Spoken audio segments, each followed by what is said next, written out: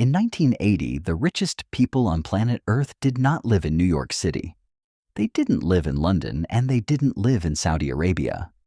They lived on a tiny remote speck of rock in the middle of the Pacific Ocean called Nauru. If you walked down the street in Nauru in 1980, you would have seen something that defied logic. You would have seen a population of just 7,000 people driving brand new Ferraris and Lamborghinis. You would have seen people who had never worked a day in their lives flying on private jets to Australia just to buy groceries. You would have seen a government that paid for everything: free housing, free hospitals, free electricity, no taxes. It was a utopia. It was Pleasantville with infinite money. But today, Nauru is a wasteland. The cars are rusting in the jungle. The banks are bankrupt. The private jets are gone. The entire center of the island has been gutted, leaving a jagged, uninhabitable moonscape of sharp rock. And the people? They are battling a health crisis so severe that they have the highest rates of obesity and diabetes in human history. How did this happen? How did a nation go from being richer than the United States to a bankrupt refugee camp in a single generation? They didn't get invaded. They didn't get hit by a plague. They did something much worse. They literally ate their own country. This is the story of Nauru, and it is the ultimate lesson in what happens when you mistake luck for genius. To understand the rise, you have to look at the dirt. For thousands of years, migrating birds flying across the Pacific used Nauru as a rest stop.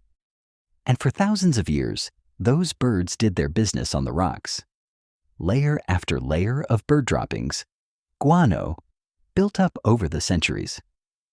Over time, the tropical heat and rain turned that poop into rock, specifically phosphate rock. Phosphate is the most valuable fertilizer on Earth. It is the fuel that allows modern agriculture to feed the world.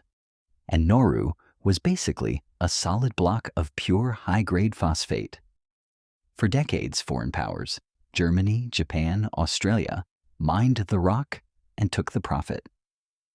But in 1968, Nauru gained its independence. They looked at the ground beneath their feet and realized, we own this. They nationalized the mines, and suddenly, the money that used to go to foreign empires started flowing directly into the pockets of 7,000 islanders.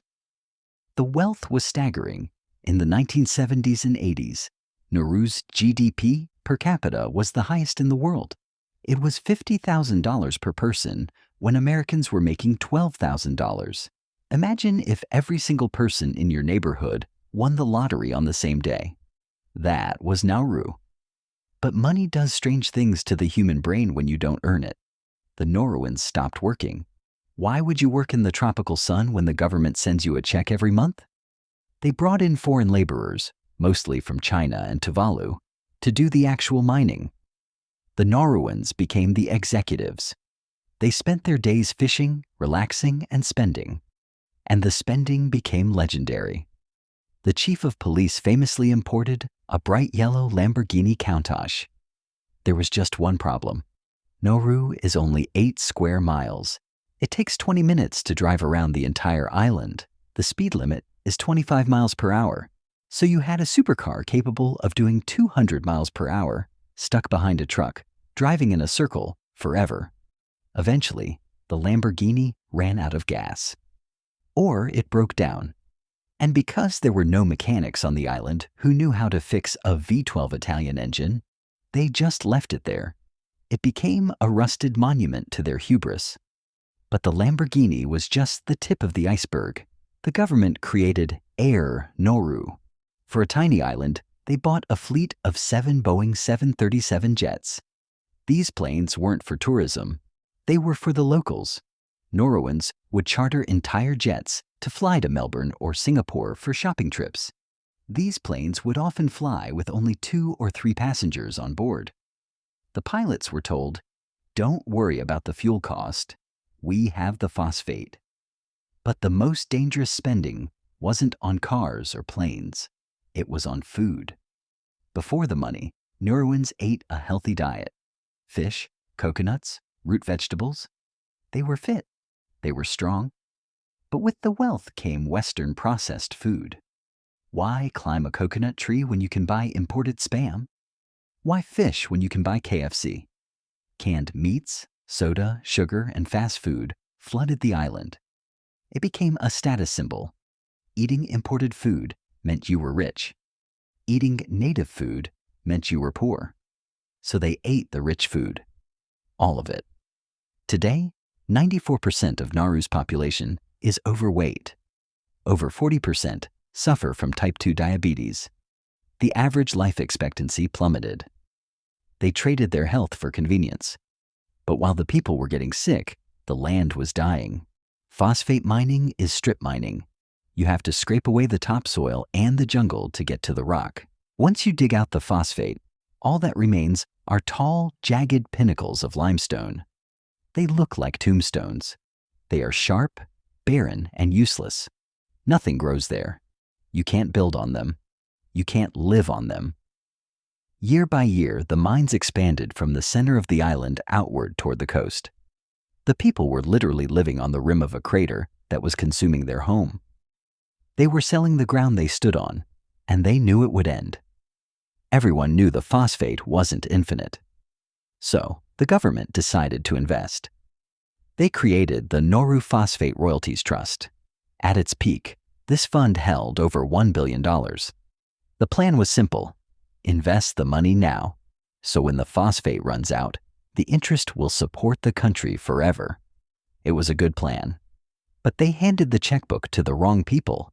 The advisors they hired were, let's call them adventurous, or incompetent, or criminals.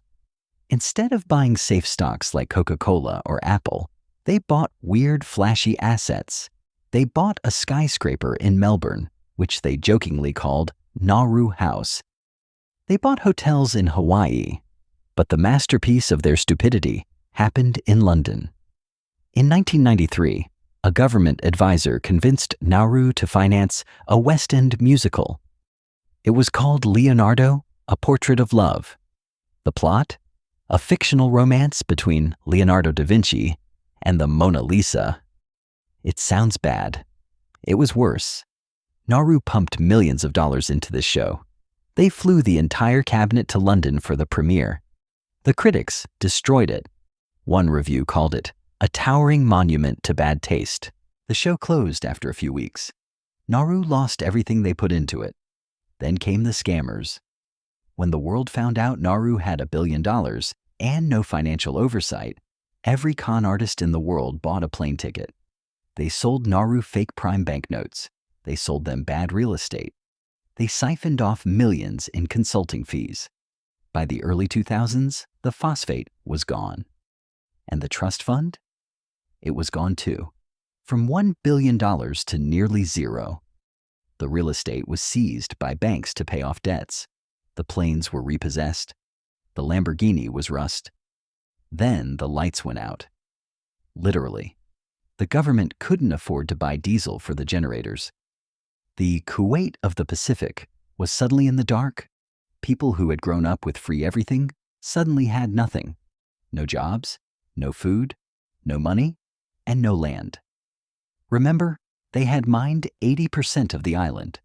The interior was a dead zone. Everyone was crowded onto the thin strip of coast that was left. So, in a final act of desperation, Nauru turned to the only commodity they had left, their sovereignty. They became a client state. First, they became a tax haven. They allowed Russian mafia and Al-Qaeda to launder money through Nauru banks with zero questions asked. At one point, $70 billion of Russian money moved through Nauru's shell banks. The U.S. government eventually stepped in and threatened to cut them off from the global financial system if they didn't stop. So they found a new business model, processing refugees. Australia has a strict policy on boat refugees. They don't let them land in Australia. Instead, they pay Nauru to take them. Nauru became a detention center, a prison island. The Australian government pays Nauru millions of dollars a year to house desperate people in camps. It is a grim existence. The refugees hate it. The Nauruans are dependent on it? It is the only industry left. The story of Nauru is a tragedy, but it is also a mirror.